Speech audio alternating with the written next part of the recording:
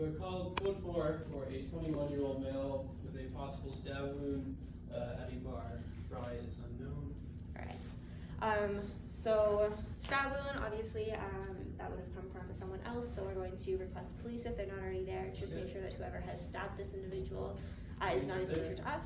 Fantastic. Additionally, they're outside a bar, so that likely means we're on a sidewalk, and I want to make sure we're giving ourselves adequate space so that way we are not at risk. So parking the ambulance in a position to kind of block any cars from injuring us. That will also allow us to use the ambulance for lights if we are not able to get lights from the exterior of the bar, given the fact that it is nighttime.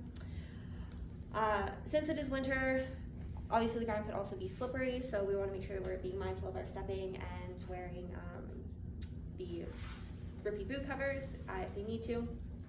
And also just keeping in mind that to bring a patient blanket for our patient and also jackets for us just in case.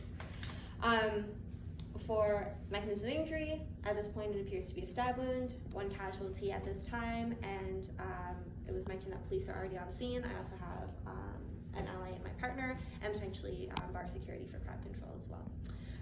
At this time, since Fry is unknown, we will go in with our full PPE, so gloves, masks, eye protection, and also gowns. So as we're approaching, when we get there, does anyone greet us? Yes, police greets you. Alright, hi there. My name's Kaylee, this is Algan, we're paramedic students at Algonquin College. What's your name? I'm Sawyer. Nice to meet you. Can you tell me what happened? Yeah, so we responded to a bar fight here. And this is the individual who's injured? Yes, he is. And do you know this person's name? We found his wallet and were able to obtain his name. His name is Josh, he's 23. He's 23 years old? Alright, and then, do you know how many times this individual was stabbed? We think just one to the chest. Once? And whereabouts was that stabbed? We think maybe on the left side. Left side of the chest? Alright. So we're gonna come up, draw my stretcher down. And then as I'm approaching, I see that the patient is lying supine. Is that accurate? Yep. And are their eyes opening and tracking me at all? Nope. Do I see any rise and fall of the chest? Yes. And hear any adventitious breathing sounds? Nope. Alright. And looking at their skin, can I get a color and moisture? Yeah, so they're pale and they look accurate. Alright. So this time I will begin approaching the patient. So, hi there, my name is Kaylee. This is Elgin. We're paramedic students with Algonquin College. I'm just trying to stay as still as possible for me right now. Can you tell me your name? Okay, no response. Hey, can you hear me? No response. Alright, traps please. Okay, no response. Alright, so at this time we're unable to obtain our second Fry screening, but we're wearing our full PPE anyways. I've already heard from the officer that the name and age of this patient. And at this point in time, the chief complaint will be unresponsive, but I'm going to begin my rapid body survey to find any other injuries. So sir, if you can hear me, I'm just gonna feel over your body to see if I can feel any other injuries, okay? So no blood, no blood, no blood. Some blood on the left side. Blood on the left side, all right, so I'm going to expose that. And what do I see? So you see it's bubbling. Bubbling wound. All right, so partner, if I can get you to put a three-sided non-occlusive dressing on that, I'm going to continue my rapid body survey.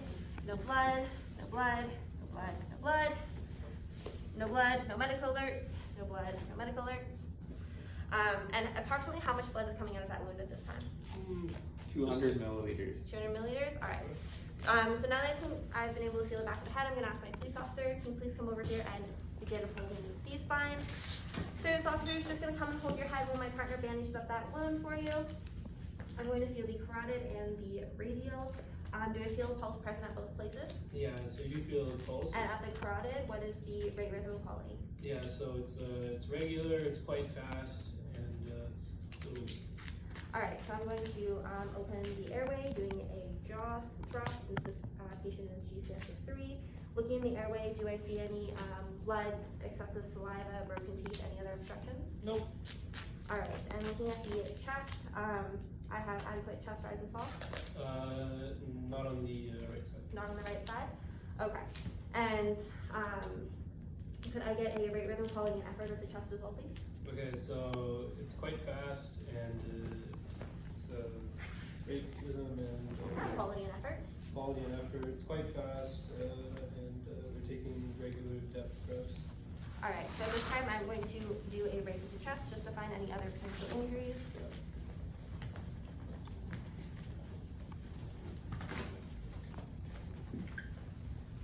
Do I find any? Nope. Nope, okay. I'm going to forego my rake of the back right now just until I am able to roll them over first to prevent excessive movement of the C-spine. I'm going to quickly cover this patient up just because it is cool and I do not want them to become hypothermic.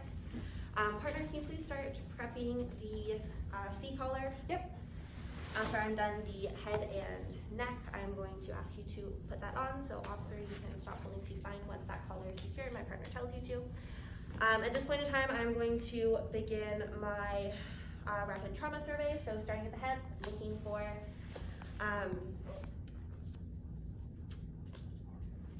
claps and ticks, so contusions, abrasions, penetrations, lacerations, and swelling, and feeling for tenderness, instability, crepitus, and swelling. So starting at the head, I'm feeling no asymmetry, feeling down the back of the spine, no step off, no tenderness. Nope. Looking behind the ears, I see no bruising, no blood, no cerebrospinal fluid. Nope. Feeling around the orbitals, I see no bruising, feel no instability. Nope. Looking at the pupils, they do not appear to be equal at this time. One appears dilated, the other appears constricted.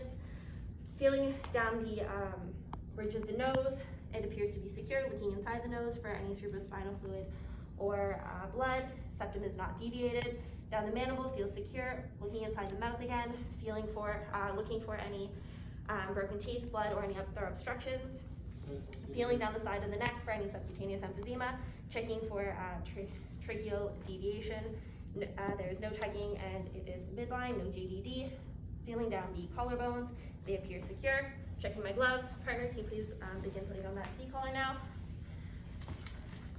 Feeling down the sides of the ribs, being very careful of that wound that I already know is there. They appear to be solid. Pausing on the ribs to feel for equal bilateral chest rise. Pressing down the sternum. It appears to be secure. Exposing, looking for any other bruising or bleeding on the chest, looking for any bruising on the abdomen. I see none.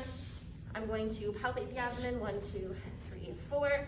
Now that C-collar is on, can I please get partner, you to begin vitals, and can I get you, police officer, to please grab the backboard from the extricate, going down to the pelvis, up, down, in, out. It appears stable. Covering the top half of the patient now, pressing on the pubis. Do I see any blood or incontinence? Nope.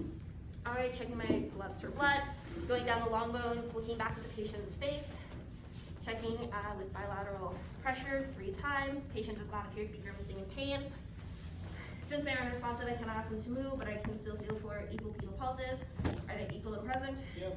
And equal cap refill? Yep. All right. So covering the patient back up again, checking my hands for gloves. Going to quickly work around my partner to check the upper arms. Yep. I see no injury. Feeling for equal radial pulses.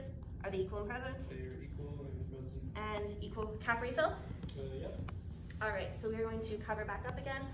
Partner, if I can get you to pause what you're doing and go back to the head. Yep. On your count, we're going to bottle this patient. I'm going to check the back, and then once I've done that, I'm going to ask you to put this spinal board nice and close against their back, okay? So on 3. 1, 2, 3.